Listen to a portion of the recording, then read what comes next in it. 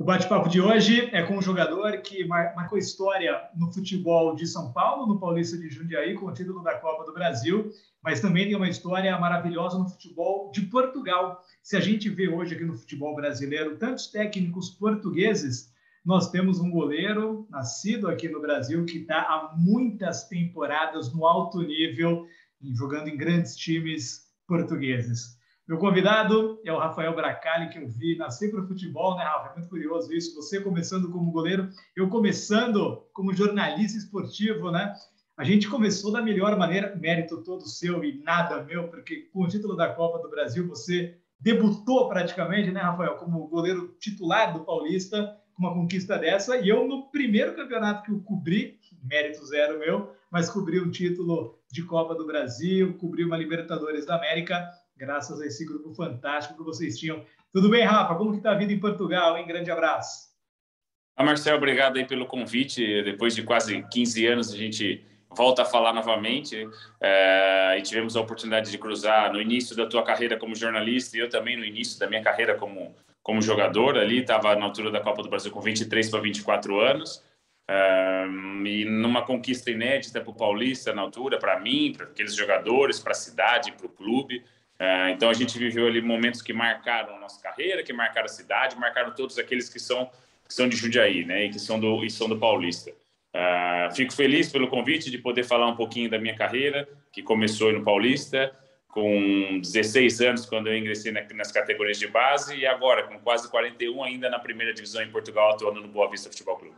Não, olha isso, né? Só esse dado já mostra o sucesso da sua carreira, né, Rafa? 41 anos, vai fazer agora em maio, né? E pô, na primeira divisão de Portugal. Bom, eu sei da sua história, que a gente já conversou, você não queria ser goleiro, né? O seu pai, grande Armando Bracali, figura que eu adoro também, falava, pô, mas vai ser goleiro, então você não queria ser, mas você virou goleiro.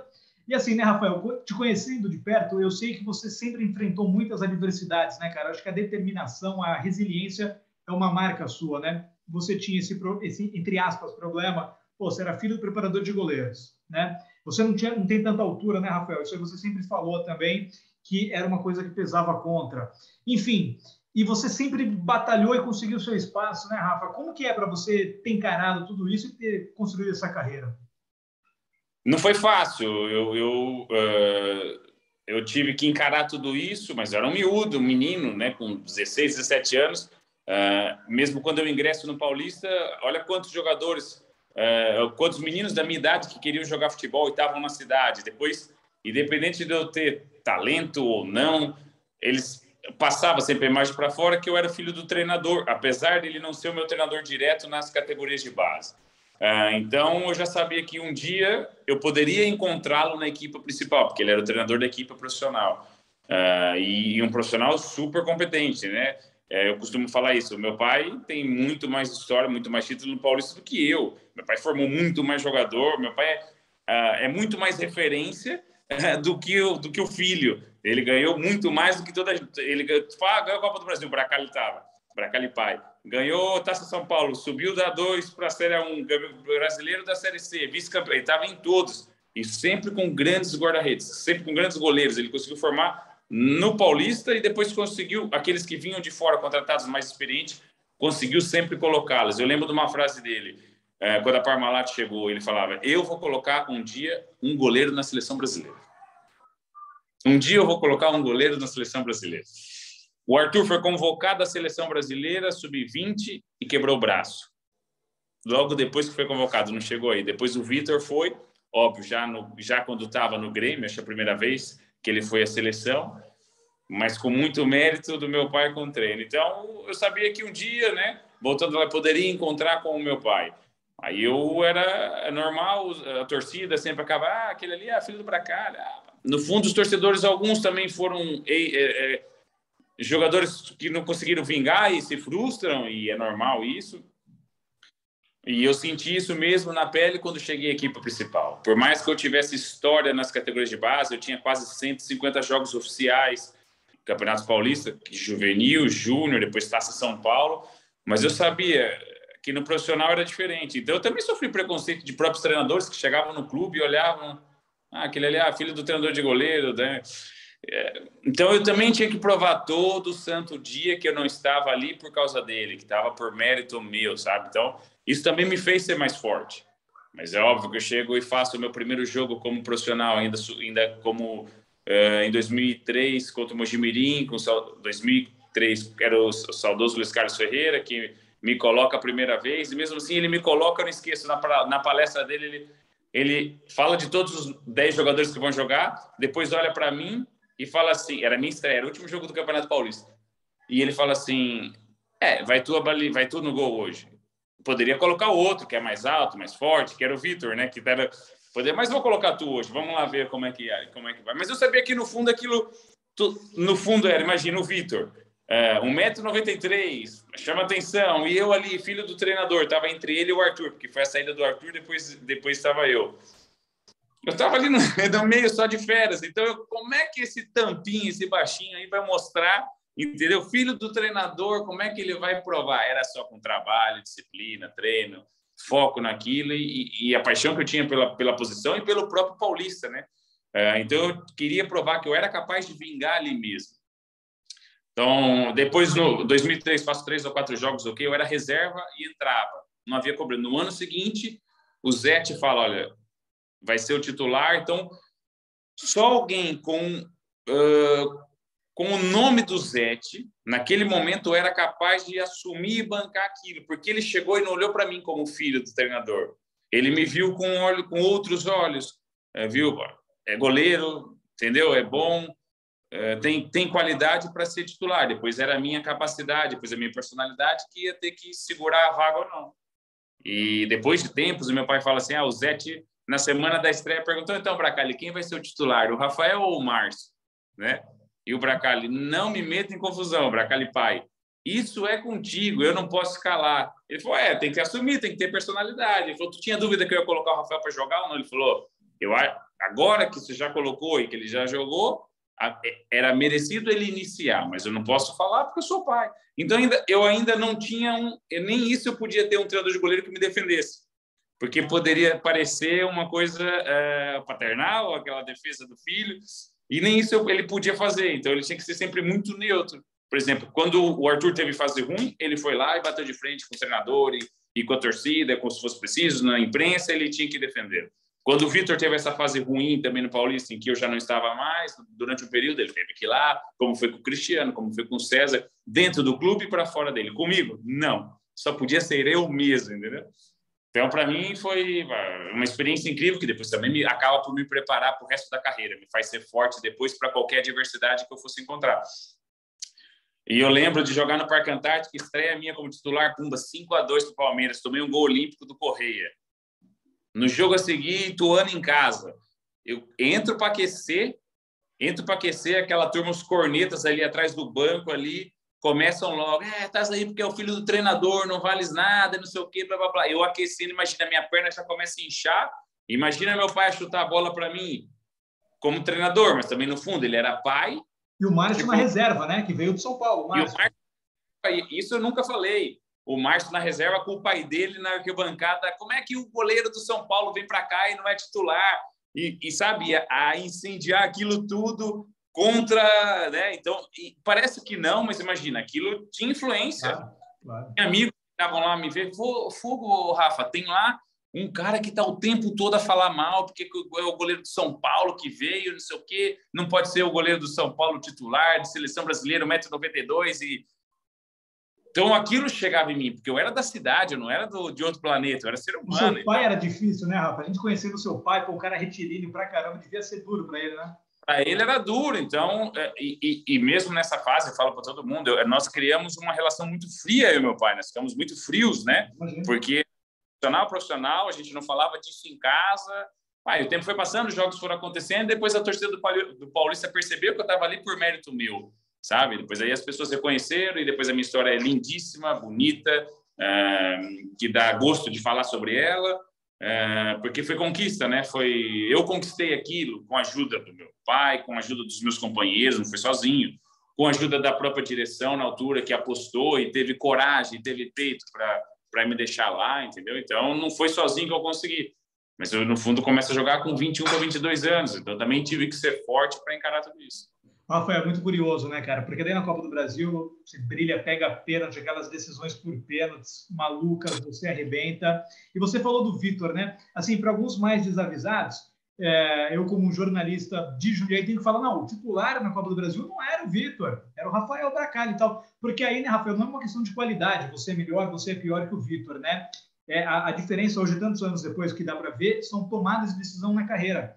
Porque o Vitor, ele cai com o Paulista daí em 2007, naquele rebaixamento que, eu estava atrás do gol naquele jogo contra o Ipatinga, ali eu sabia que nunca mais voltaria, Rafa, porque não tinha nem Série B, era Série C.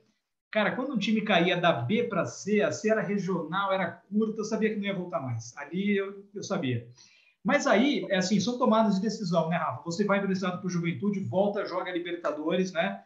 Porra, você jamais ia ficar fora de uma Libertadores pelo Paulista, cara. Podia ser o Real Madrid te buscar, que eu tenho certeza que você ia jogar, né?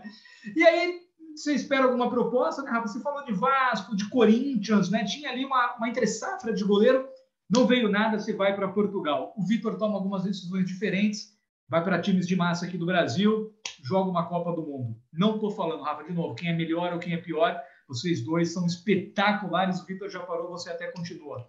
Mas você se arrepende dessa decisão, Rafa, de ter ido para Portugal tão cedo? Talvez não ter criado um nome aqui no Brasil pela bola que você estava jogando? Não me arrependo e vou te falar por que eu não me arrependo. Se calhar hoje já tinha parado e não tinha jogado mais. Porque o meu pai, quando foi goleiro, também na minha idade, teve uma carreira boa, mas nunca chegou a um clube grande, justamente por causa do tamanho. Então, nessa altura em que se falou do Corinthians, se falou do Vasco, se falou...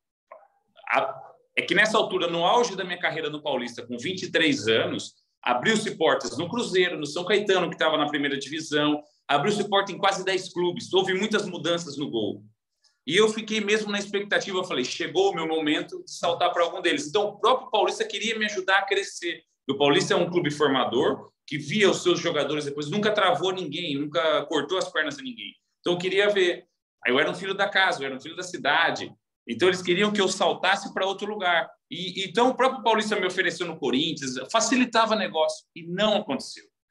E um dia meu pai me chamou e falou, Rafa, eu vou te falar uma coisa.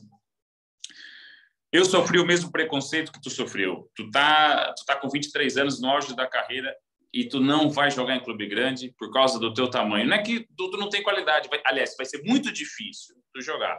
E a gente conversou um bocado sobre isso. E, de repente, apareceu a proposta do Nacional da Madeira com 5 anos de contrato, estabilidade, que no Brasil era pouco. Mas eu era capitão do Paulista, era ídolo da torcida. Eu poderia ter ficado tranquilamente no Paulista. Sabe, na altura a gente estava em 2006, na Série B, quando teve a paragem, que é a paragem para a Copa do Mundo, e eu vim para cá.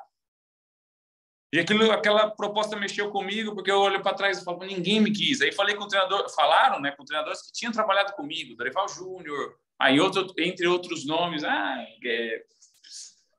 E eu falei, eu vou ter que tomar um rumo. Eu fico no Paulista e espero até o fim do ano, meu contrato vai acabar, ou eu vou seguir para o Nacional, ou eu vou seguir por um outro percurso. E acabei por ir. É óbvio que todas as pessoas que estiveram comigo no Paulista e depois viram e falaram, Rafa, tu era melhor que o Vitor, tu era melhor que o Arthur era melhor que tu, o Vitor era melhor que tu, não sei o quê. Não era questão de ser melhor ou pior, foi uma questão de oportunidades que apareceram. O Vitor toma um outro caminho, imagina, ele desceu para a Série C e o Grêmio foi buscá-lo. Não quer dizer que o Paulista desceu para a Série C por causa do Vitor, mas ele tinha qualidade. Mas o Grêmio contratou um goleiro que tinha descido da 2ª para a 3ª divisão. E eu, que era campeão da Copa do Brasil, e não tive essa oportunidade. Aliás, eu fui ao Juventude, joguei na Série A alguns jogos, eles queriam que eu ficasse para o Gauchão, queriam me comprar o Paulista, e eu falei, não, eu quero voltar ao Paulista, porque eu quero jogar o Paulistão e a Libertadores. Claro. Poderia ter ficado no Juventude, poderia. Era um clube de Série A, era. Sabe? Então, eu também tomei algumas opções nessa altura, mais entre o Juventude e o Paulista, porque depois ali não me apareceu mesmo nada. E de um clube grande, eu que pudesse saltar do Paulista para esse lado. Então, eu olho para trás e falo, fiz a escolha certa, por quê? Porque durante 15, 16 anos que estou aqui, sempre tive bons clubes, sou campeão português, chego a jogar no Porto, estou num outro grande clube que é o Boa Vista, que é campeão nacional, que tem taças e tudo. Então, quer dizer, eu fiz um caminho diferente daquilo que foi... Não sei se faltou naquele momento, depois que eu já estava aqui, o Corinthians veio atrás de mim em 2008. Aí o Nacional não me deixou sair. Depois o Mancini tentou me levar para o Grêmio, quando foi para lá, na altura em que foi o Vitor. O Vitor foi exatamente na mesma. E o Rodrigo Caetano, na altura de seu Mancini. Olha, eu não posso trazer o filho do teu auxiliar. Então, a gente traz o Vitor. Mancini falou, ok, porque o Vitor também ele conhecia, também tinha trabalhado, e o Mancini tinha acabado de chegar no Grêmio. Depois, quando eu estava já no Arouca, me apareceu a oportunidade de ir para a Chapecoense com o Mancini. Depois do acidente que teve, o Mancini fez... Quem que foi no meu lugar? Foi o Arthur. Então, eu não tive... Não é sorte, cara. Eu não posso olhar e dizer que foi sorte, porque minha carreira é espetacular. Mas faltou-lhe naquele momento... É o que eu falo, eu estava tão valorizado em Portugal, no Arouca, que a gente foi à Liga Europa, quinto lugar, uma equipe que tinha acabado de subir da segunda para a primeira há 2 anos. Então, eu estava tão valorizado aqui que as pessoas me respeitavam, me valorizavam tanto que não me deixavam ir para o outro lado. Então, esse era o valor que eu tinha. Acabou que não aconteceu esse momento, sabe? Agora, o Brasil é muito instável, sabe? É muito difícil. Então, eu olho para trás e olho... por isso que eu não consigo comparar a minha carreira nem com a do Vitor, nem com a do Arthur, por exemplo. Eu olho para outros jogadores, por exemplo, que andavam, que eram da nossa geração, jogadores de 81, de 82, de 83, 84, até 85, já pararam todos, já pararam há 5, 6 anos, até mais, sabe? Então, eu falo, fogo, eu sou um privilegiado e olho para trás e falo, fiz a escolha certa. Se calhar eu ia jogar 1 ano no Grêmio, mas depois ia tomar pancada por causa do tamanho, porque ia sofrer um gol que todos os outros sofreram, mas eu dizia, ele era baixo, ele não alcançou aquela bola porque ele era baixo, entendeu? É um pouco isso, assim, sabe? Olhar para a carreira e falar assim, agora o cara fala assim, olha, e aí, Rafa, tu olha, do Paulista saiu Cristiano, Arthur, e para mim o Cristiano era o melhor de nós 4. Nós, os 4, ele era o melhor. E se tu falar com meu pai, ele vai falar, o Cristiano era o melhor de vocês todos. Campeão da Copa São Paulo em 97, Cristiano. Ele é que não conseguiu dar um rumo à carreira dele, ele já era mais maluquinho. Craque com os pés, direita, esquerda, com as mãos, habilidoso, coordenado, muito técnico, entendeu? E depois é o que eu falo, o melhor deles não conseguiu ter a melhor carreira, mas aí também tem um pouco mais culpa dele também, sabe? O Cristiano foi campeão da Copa São Paulo, foi vendido com 19, 20 anos para o Atlético Paranaense, na altura. E já chegou num clube grande, com 20 anos, se perde um pouquinho, né? Que é normal, né? É difícil. Por isso que eu acho que as coisas aconteceram na minha carreira sempre no time certo. Os sucessos e o insucesso, eu estava maduro para tomar decisões e decidir por elas, assim, sabe? Claro. Ô, Rabi, fala um pouco do futebol português, cara. Como que é? Você tem esses 5 anos de contrato cumpridos, Nacional da Ilha da Madeira. Você joga no Porto, com o Vitor Pereira, que está aqui no Corinthians hoje. Né? Tem esses técnicos portugueses vindo com tudo aqui no Brasil. Quais são as diferenças? Sabe? O que você acha? É metodologia de treinamento? Se bem que eu já vi você falando que treino para goleiro você preferia os do Brasil, né? Mas quais são as diferenças que você encontrou no futebol português, de maneira geral, no futebol europeu, do que você via e vê até hoje aqui no Brasil? Assim, eu quando cheguei aqui com o Nacional, 5 anos, no treinamento específico de goleiro, realmente não estava evoluído, tem melhorado agora nos últimos anos, tem melhorado. O problema é que no Brasil, o que é bom é que já há treinadores de goleiros específicos, desde o sub-15, sub-17, então os goleiros chegam melhor preparados na equipe profissional. Aqui não há, entendeu? Não há formações para treinadores de goleiros, então é mais difícil. Eles estão tentando, os próprios treinadores de goleiros estão obrigando e tentando, junto da federação, que se traga o curso para cá, para que eles evoluam, para que melhorem, e depois, automaticamente, os goleiros consigam formar mais goleiros em Portugal, não tragam tanto de fora, entendeu? Então há um trabalho já para isso, para que isso aconteça.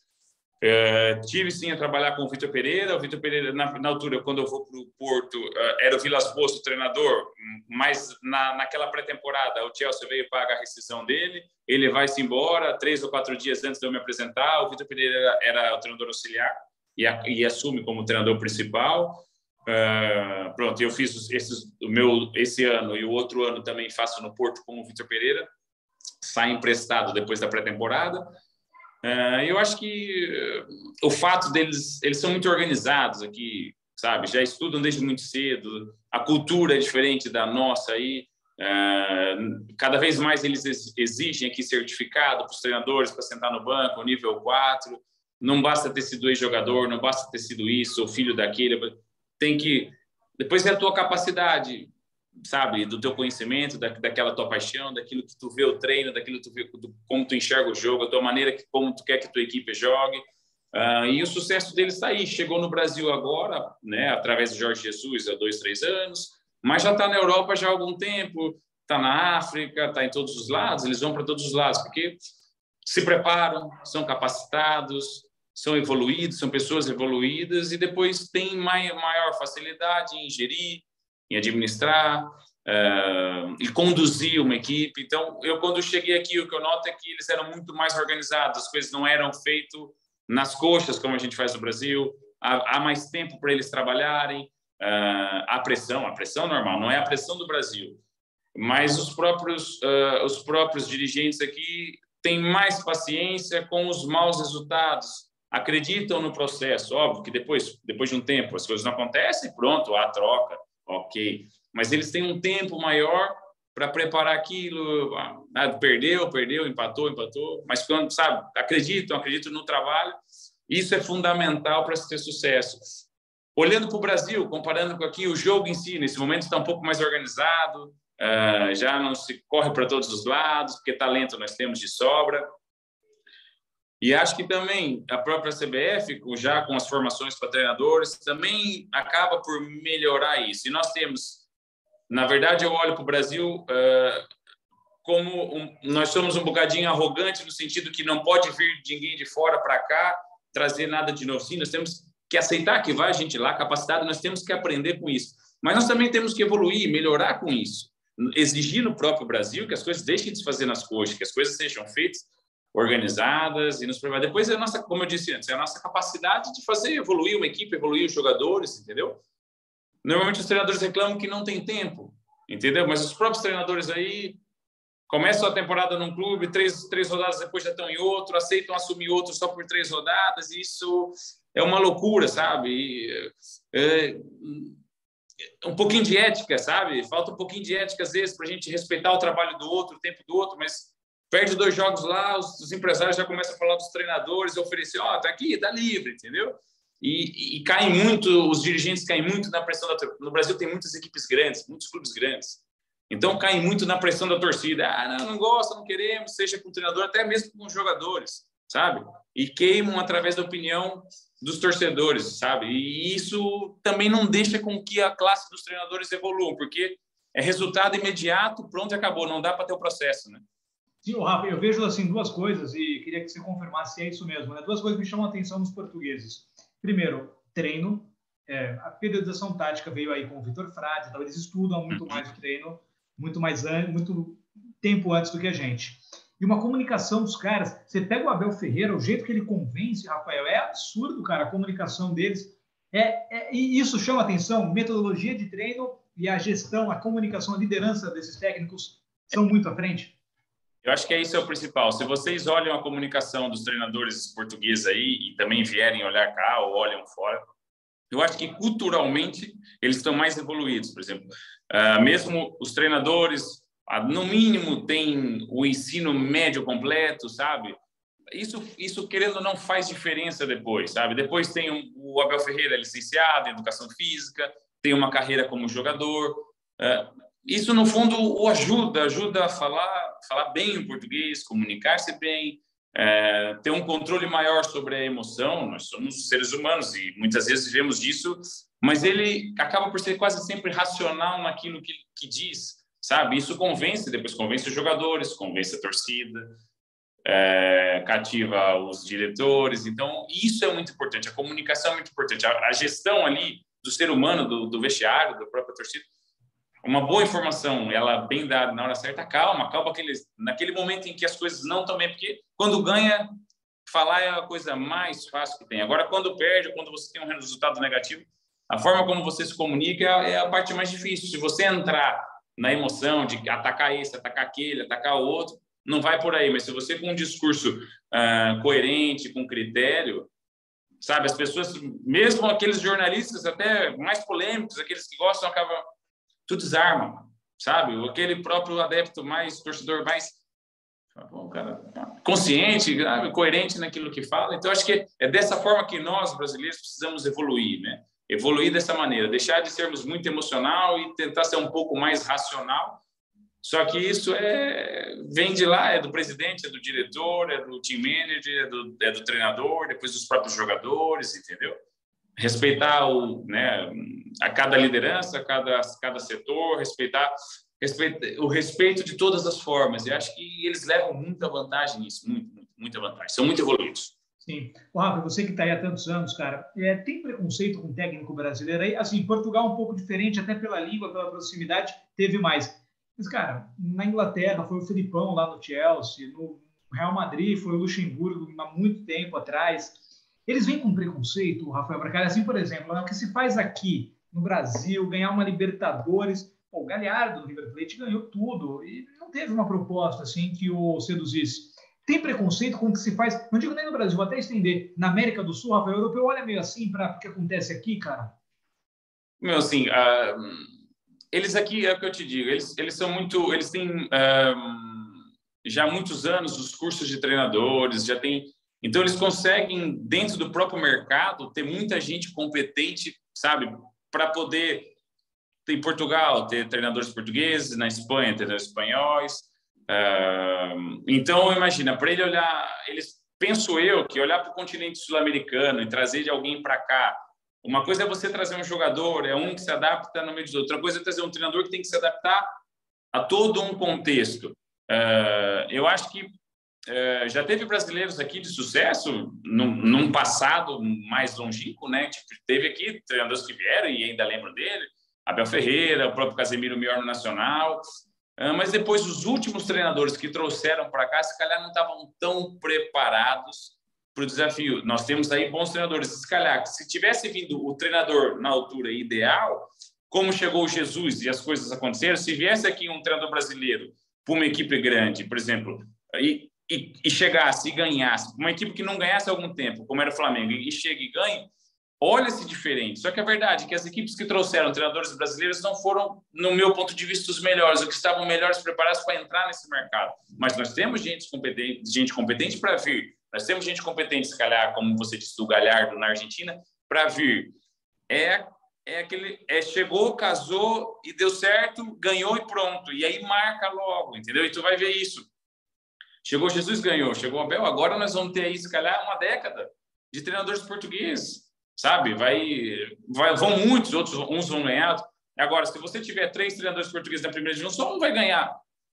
Os outros 2 já não vão ganhar. E se calhar a gente já vai olhar para não ganhou, então não presta. Não, é muito difícil ganhar o Brasileirão. O nosso campeonato é muito competitivo. Sim. Nós temos muitas equipes grandes, entendeu? O próprio Abel, óbvio, ganhou 2, mas ainda não ganhou o Brasileiro.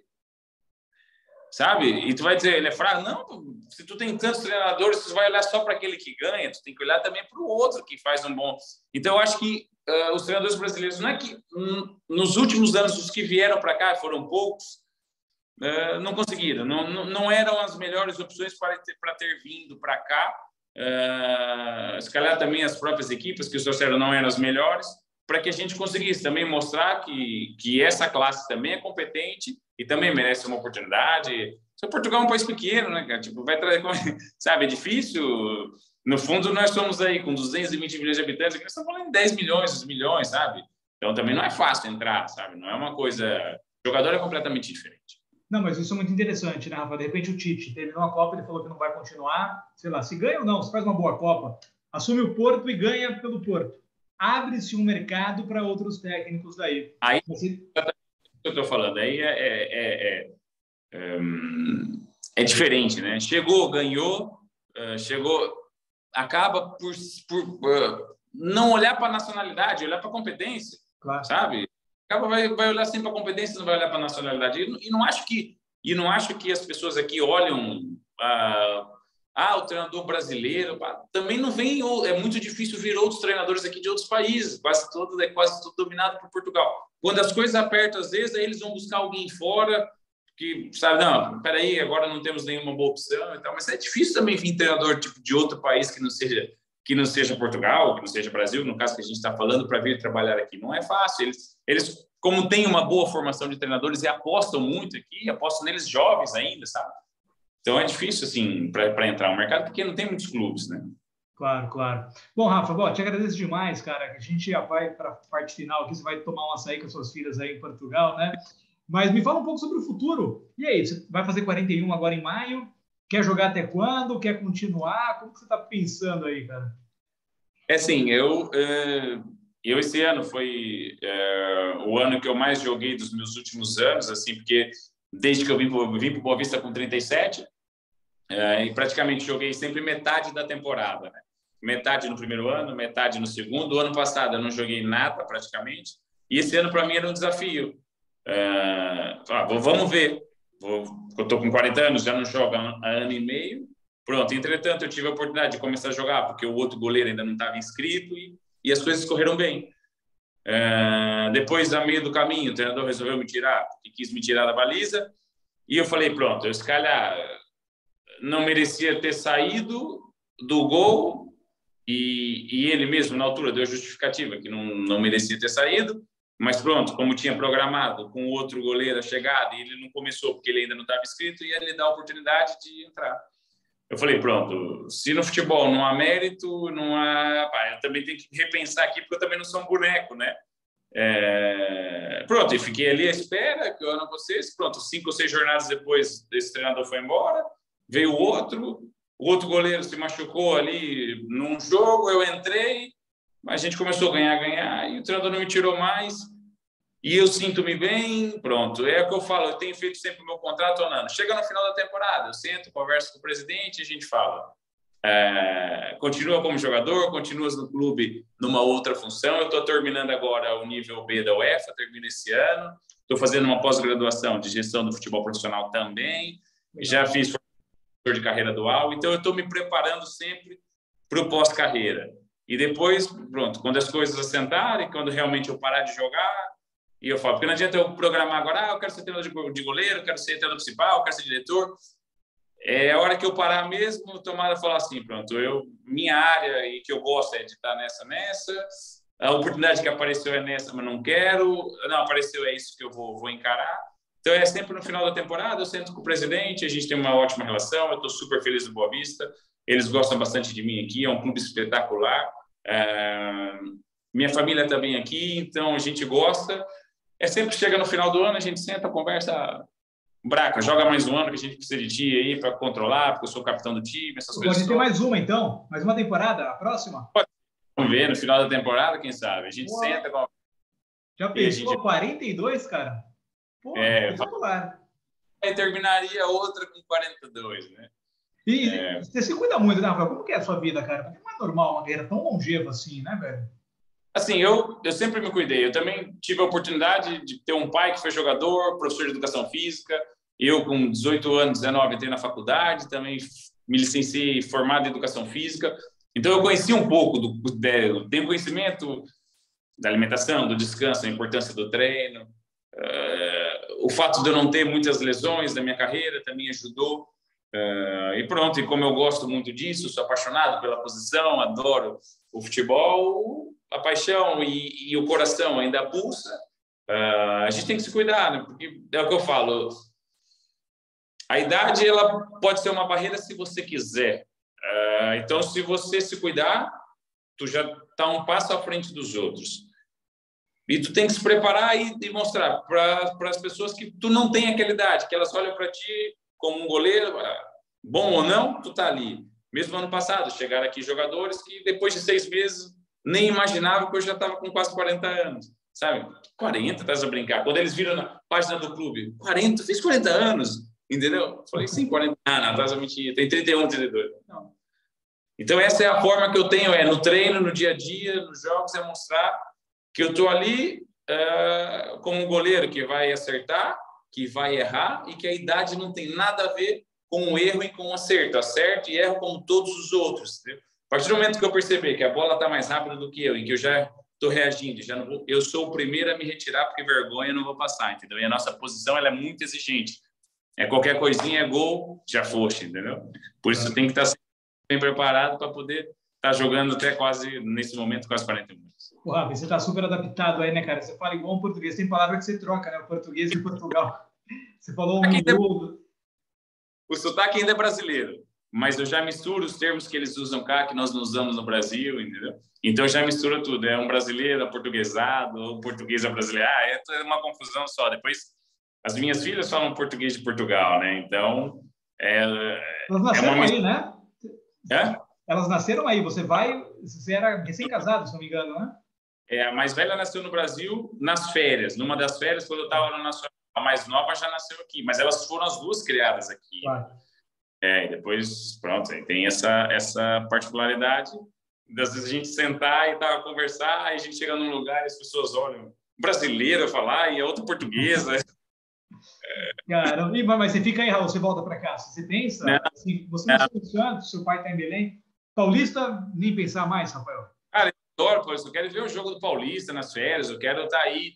Paulista, assim, a minha vida vai ser aqui, sabe? A gente já se preparou para viver aqui, as minhas filhas são da... Nós estamos adaptados. A gente quer ir ao Brasil de férias, entendeu? Sempre de férias, quanto mais vezes puder ir ao Brasil, melhor. Mas só para curtir a família, curtir os amigos e aproveitar. Mas o resto da nossa vida é aqui.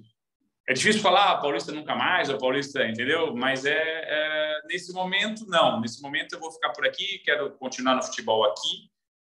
E o Brasil, o Paulista, eu quero ir para curtir o Paulista, ver o Paulista jogar, sabe? Ter aquela sensação de voltar no clube em que eu fui criado, no clube onde meu pai fez com que eu gostasse e aprendesse a gostar também, sabe?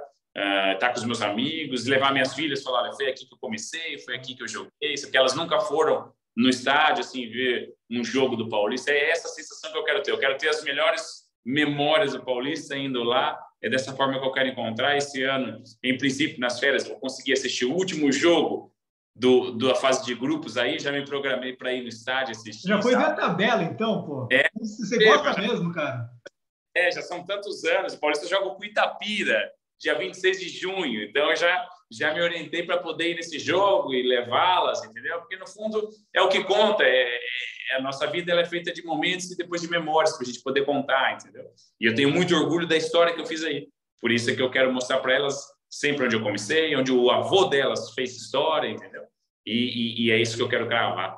Cara, que legal, Rafa. Não, você está gravando a história do Paulista, ninguém vai apagar o que você fez, cara. Ninguém vai apagar. A foto sua tá lá na sala de troféus, aquela sala que você conhece também. Tá sua foto lá e ninguém nunca vai tirar. Rafael, obrigado, cara. Eu tinha certeza que seria um excelente papo, porque você é uma excelente figura, né? Pô, a gente se conhece 20 anos, né? E vocês não ficam velho, pô. Você é jogador profissional, só eu fico velho, tá com a mesma cara, impressionante. Todo sucesso do mundo para você, Rafael. Você merece, cara. Brigadão aí pela entrevista. Cara, obrigado pelo convite. Foi bom falar um pouquinho, relembrar um pouquinho dessa história do Paulista, tá? Continuação aí na tua carreira de grande sucesso e vou estar sempre aqui, ver, acompanhar aquilo que é possível. A gente vai sempre acompanhando. Valeu, obrigado. Rafael Bracali, eterno goleiro do Paulista. Obrigado, Rafa. Marcelo, valeu. Valeu.